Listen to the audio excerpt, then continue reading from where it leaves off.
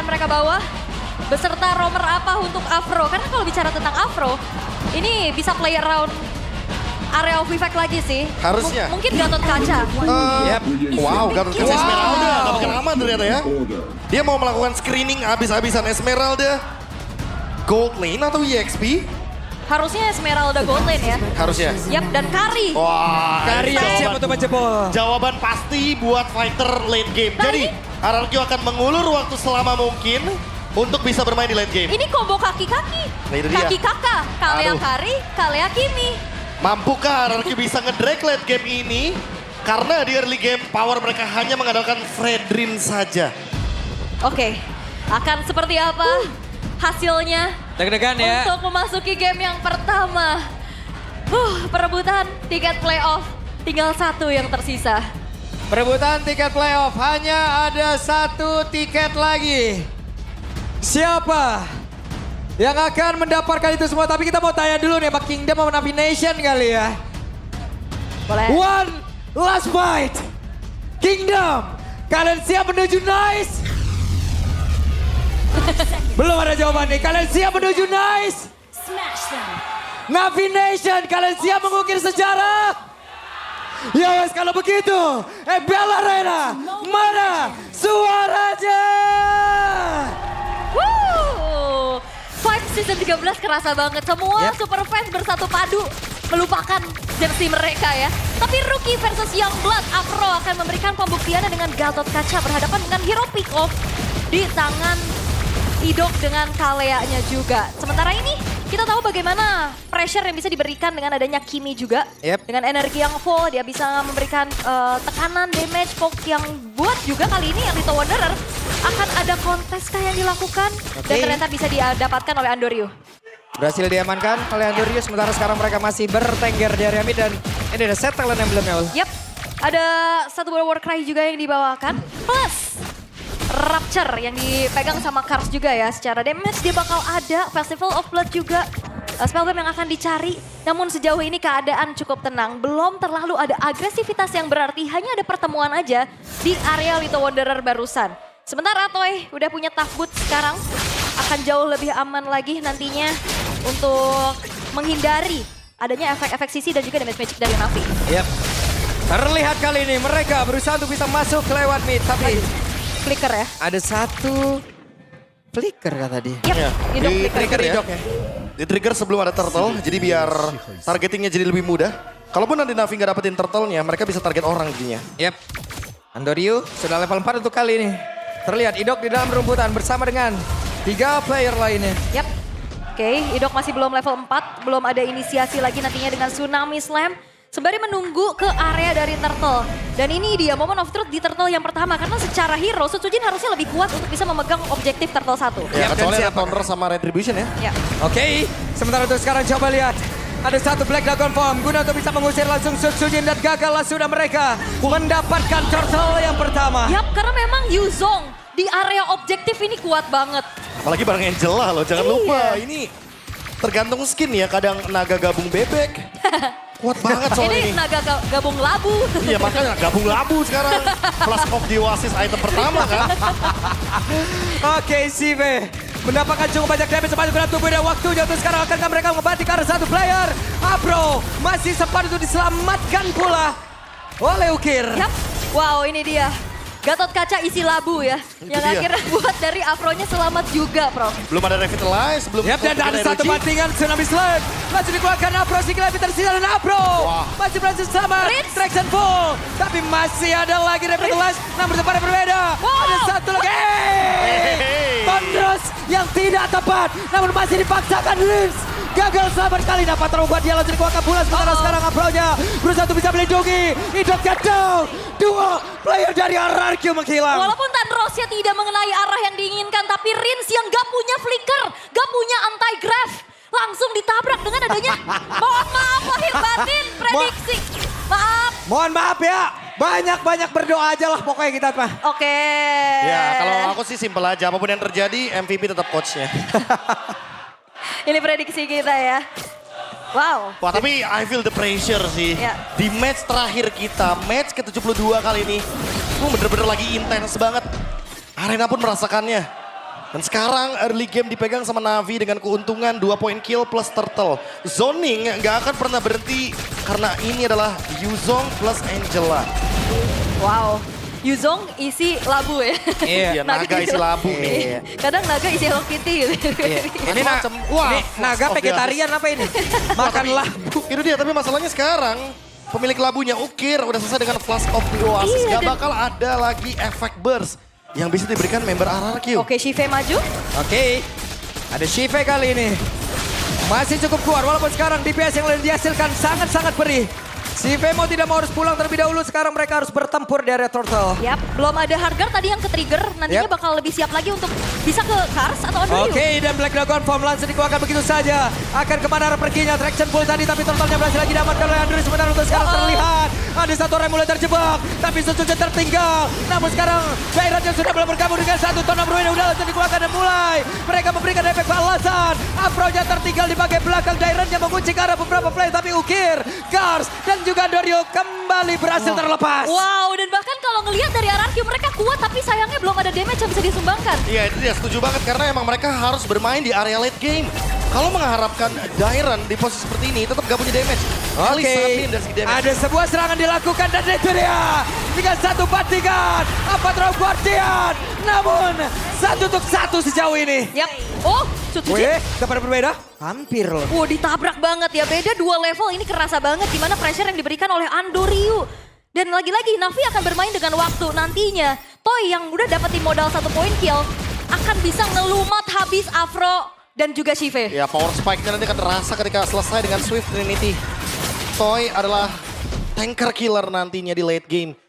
Dan termasuk juga untuk menumbangkan karena Shive, karena Afro. Itu cuma dalam hitungan detik saja pasti. Iya, langsung bocor ya. Tapi yang perlu diperhatikan adalah bagaimana Navi bisa memperkuat setup di area objektif mereka. Lagi-lagi, Yuzong Black Dragon Form langsung ngincar ke arah Sun Sujin dan gak dapetin upaya untuk bisa ngekontes ke area objektifnya lagi, Prof. Ini nih, buat mengimbangi aja susah ya. Buat ngebuka ruangnya susah banget. Yep. Andoryu hadir, memberikan bantuan, kalau tertarik masih aman. Yap. Ini seenggaknya dari Toy-nya tadi dapetin full plating juga ya. Hampir bisa ngancurin outer top turret. Ini yang ngeboost pastinya ketertinggalan 2 turtle yang dialami oleh RRQ. Deg-degan lu semua yang nonton. Asli, semuanya deg-degan. Dan turtle ketiga akan segera muncul juga. Dan sepertinya ngelihat dari Sucujin yang bergerak ke arah bawah, gak bakal ada kontes lagi karena ya bakal ada Yuzong juga yang ganggu. Yap. Sementara sekarang Rins, Andoryu tertangkap basah kah? Namun sekarang Andoryu masih berjuang untuk bisa menyelamatkan diri. Dan pertempuran akan terjadi area mid kah? Ya. Masih cukup sabar lagi. Wah, itu react yang bagus banget juga dari Ukir ya. Kalau enggak itu Andoryu bisa tumbang. Yap. Sementara sekarang Afro menjadi orang terdepan dan Black Dragon Form langsung dipop up begitu saja mencoba untuk bisa mengusir ke arah beberapa player. Dan sekarang Toy yang menjadi incaran. Tapi ternyata turtle-nya berhasil lagi didapatkan. Tapi Toy dan tempat berbeda masih berhasil bertahan. Pertempuran kembali terpisah. Karena berhasil didapatkan. Tornado Ruin langsung dikeluarkan begitu saja. Namun untuk sekarang Afro-nya menjadi satu korban tambahan. Ukir masih berjuang untuk bisa menyelamatkan diri. Dan Andoryu dari tempat yang berbeda. Wah, itu jadi rentetan yang akhirnya dimanfaatkan oleh RRQ. Bermula dari Hardguard yang ke-trigger. Andoryu yang gak prima juga untuk akhirnya bisa melakukan kontes di area turtle. Ini dari kemarin loh, ada beberapa gerakan dari Andoryu yang seharusnya tidak dilakukan, tapi dilakukan ketika dalam keadaan yang begitu krusial. Dapetin turtle membuat RRQ langsung leading the game. Dan ingat, RRQ pegang hero-hero late game. Sementara kalau misalkan mid game-nya aja udah mereka pegang otomatis, Navi yang akan dalam ancaman. Wah, ini purple buff-nya juga kecuri. Hanya menukar dengan adanya satu buah outer bottom turret. RRQ mereka berhasil untuk bisa coba bangkit dan mengembalikan keadaan setelah terkena pressure di awal tadi. Udah pasti ini kerugian yang berlimpah bagi Navi. Meanwhile di satu titik lagi kita bisa melihat bagaimana RRQ yang mulai build up lagi. Karinya udah mulai main bareng sama Kalea. Idok selalu ada di samping dari Karinya Toy. Dan belum lagi kalau kita ngomongin Shive, dia selesai dengan adanya pemilihan dari Blade Armor. Dia tahu kalau misalkan Karinya ini akan jadi masalah bersama dengan Kimi karena bermain dengan basic attack. Oke. Basic attack dari Kimi, dari damage per second-nya juga punya Toy. Ini bakal terjawab pastinya dengan sebuah Blade Armor yang sudah memang tersemat juga di tubuh dari Shive. Karsnya juga mau bikin Blade Armor soalnya. Semuanya kita mau bikin Blade Armor. Iya, damage-nya di situ doang ya. Iya, Kiminya basic attack. Karinya juga main basic attack. Tapi mungkin masih butuh juga nih Dominance Ice untuk mengurangi attack speed dari Kari terutama. Dan kalau di sisi lain, kalau kita ngomongin winning condition dari RRQ, mereka udah dapat pelan-pelan. Yep, start serangan Andoryu terjebak sendirian. Ada Phantom Execution langsung dikuakan begitu saja. Akankah mereka bisa selamat? Tapi itu sekarang ada Toy dikejar di bagian belakang. Toy berhasil tertangkap. Dan Toy-nya masih berhasil kabur lagi. Tempatnya jauh lebih aman. Tapi range-nya berhasil langsung dilumat habis. Toy-nya sedikit lebih tersisa. Toy-nya pun berhasil langsung diamankan. Shutdown kali ini. Yap. Toy yang hilang memang dikejar-kejar Kars walaupun dia tumbang. Tapi tukar dengan Toy. Bahkan Rinsnya pun tumbang. Lord terbuka dengan cukup bebas kali ini di tangan dari Navi. Dan targeting Andoryu terlalu kejam loh. Dia target 2 marksman-nya. Rins dan juga Toy. Otomatis Lordnya akan terbuka 4 melawan 3. Still seperti apa yang dilakukan oleh RRQ. Itu yang benar-benar harus dilakukan terus-terusan oleh Andoryu. Sementara sekarang Apro mulai maju lagi ke arah terdepan. Ada Dairan yang berpindah terlebih dahulu. Yap, masih ada flicker untuk Dairan. Nantinya bisa ngasih serangan kejut dengan flicker Throne of Ruin. Area Vivek efek stun yang akan nantinya membuat dari Navi kalau dalam keadaan berkumpul. Kayak tadi di Turtle 3, Dairan yang dapat. Ya, sejujurnya malah RRQ nggak boleh ngumpul sih. Ya. Ada AOG yang bakal membubarkan mereka. Jadi mau nggak mau mereka harus pure main front to back. Idok nangkep 1, Kari follow up. That's it. Itu gameplay yang paling bisa dimainkan. Oke, tapi sekarang masih ditarik ulur dulu di area dari Lordnya.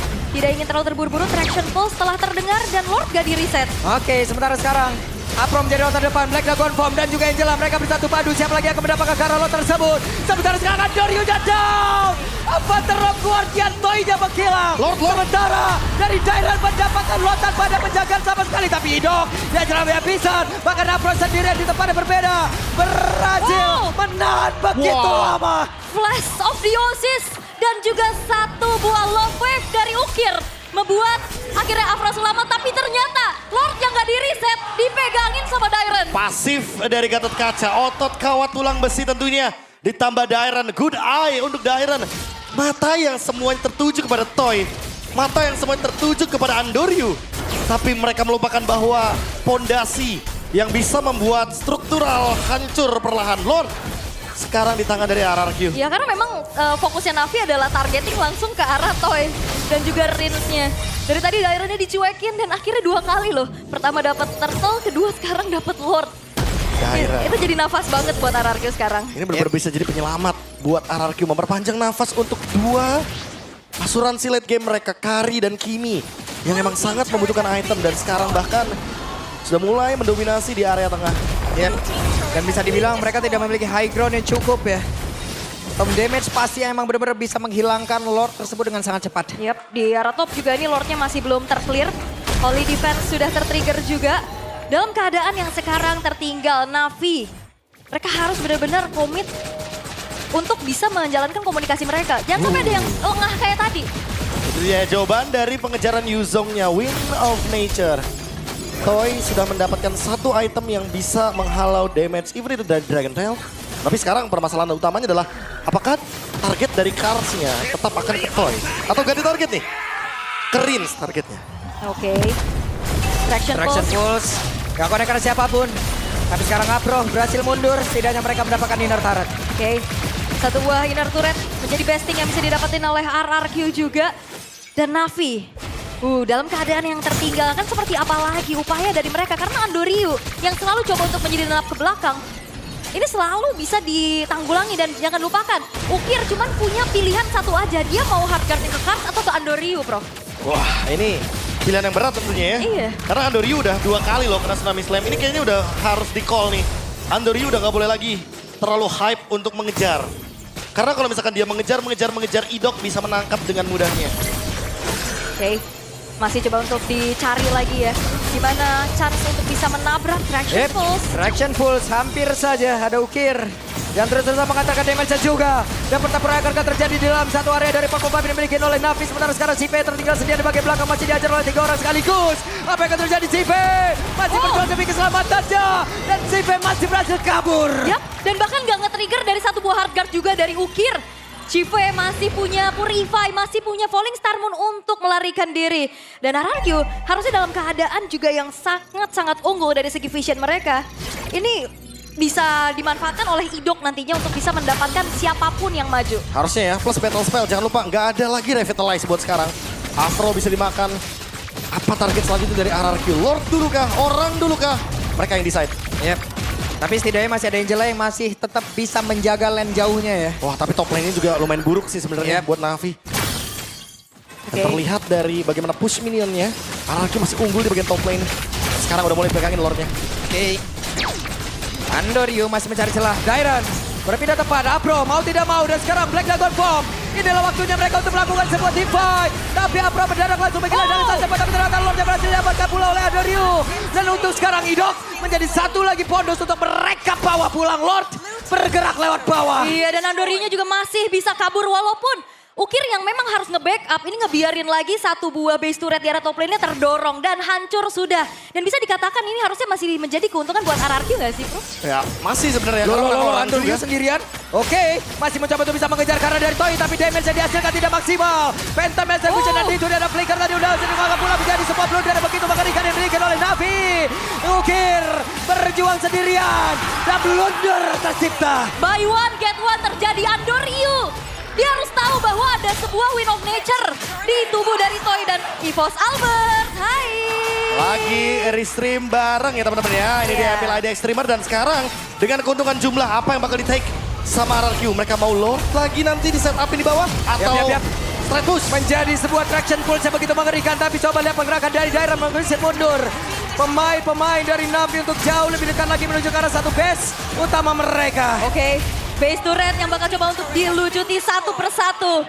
Dan seperti Na'Vi juga gak boleh terlalu membawa hype-nya. Dan RRQ ini menjadi kesempatan mereka untuk memanfaatkan overhype tersebut. Serius deh, Andoryu semenjak di hari yang kedua kemarin terlalu banyak gerakan yang membuat timnya rugi. Nggak cuma dianya. No. Timnya. Andoryu no. Andoryu, sekali lagi harus aku bilang. Jangan sampai penjualan dari import Filipina ini makin merugikan untuk Na'Vi. Waduh, karena ya memang gameplaynya barbar banget ya. Bukan tipikal gameplay yang sabar, tarik ulur, disiplin. Dan akhirnya ini akan ngebuat dari Toy-nya juga yang dimana langsung secure menuju ke arah Win of Nature itu jadi jawaban pasti. Bukan cuma sekedar menghalau Karsnya, tapi dia tabrak Andoryu juga aman. Dari tadi kita lihat ya RRQ itu nggak nyari orang. Mereka nungguin Andoryu-nya yang gerak sendiri ke depan. Dan Andoryu ingat dia bawa Ukir. Kalaupun nanti buy one get one itu Idok yang bakal seger banget dari segi Tsunami Slam-nya. Oke. Na'Vi, bicara lagi tentang bagaimana high ground defense mereka sangat-sangat terbatas. Hero-hero melee yang dimiliki ini bakal ngebuat dari Dairon Sutsujin itu bakal lebih enak lagi nantinya untuk bisa melakukan targeting. Dan sekarang freeze minion sedang dilakukan terlebih dahulu di arah tengah. RRQ mau coba paksa membuat dari Na'Vi keluar dari tempat persembunyiannya. Ini udah pasti dipaksa ya untuk di freeze. Karena keuntungan yang didapatkan sama RRQ nggak bakal mau diimbangi sama Na'Vi tentunya. Nggak bakal mau dikasih share gratis. Dengan keuntungan seperti ini, dua marksman, Kimi dan juga Kari. Ini udah tinggal jalanin game aja sih sebenarnya. Udah beranjak ke late game, udah di atas menit 16. Ini udah gamenya RRQ. Harusnya. Dan siapapun yang mau dimakan harusnya bakal punya follow up damage secara pasti ya.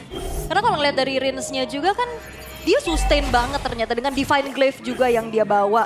Ini bakal ngebuat nantinya item-item defense magic dari Na'Vi juga ya bisa ditanggulangi. Lord Dance, ini dia yang mungkin akan menjadi pondasi awalnya. Karena RRQ nggak harus dapetin Lordnya, mereka bisa targeting karena dari member Na'Vi-nya. Shive dulu mungkin yang digas, atau Kars dulu mungkin yang bakal digas. Itu wave minionnya Na'Vi banyak banget loh itu yang harus dihadapin loh. Angela entah sanggup entah tidak dia sendirian. Anak sekecil itu berkelahi dengan minion ya. Dan minionnya gede banget. Yap. Oke, sementara sekarang Andoryu, Tonrosnya tercipta, Black Dragon Fall masih dikeluarkan. Akankah mereka merelakan ataukah mereka akan all in terhadap area dari Lord ini? Karena dari wave minionnya sendiri begitu banyak PR yang harus diselesaikan. Napronya terkena impact tadi dari satu traction pulse. Harus menerima begitu banyak damage masuk ke dalam tubuhnya. Sementara sedikit lagi Lord sedikit dari SP yang ada di dalam tubuh dari Lord. Akan menjadi milik siapa? Karja down, Lord cabut. Akan menjadi milik dari... What? Sutsujin. Dan habislah sudah. Game yang pertama menjadi milik dari RRQ harusnya. Wipeout tercipta dan RRQ. Mereka masih punya kesempatan pastinya untuk bisa menuju ke babak playoff. Tanpa adanya yang bisa mendefend dari Na'Vi dan satu game menjadi milik RRQ OG. Don't mess with the king. Mereka mengamuk, mereka meratakan Na'Vi.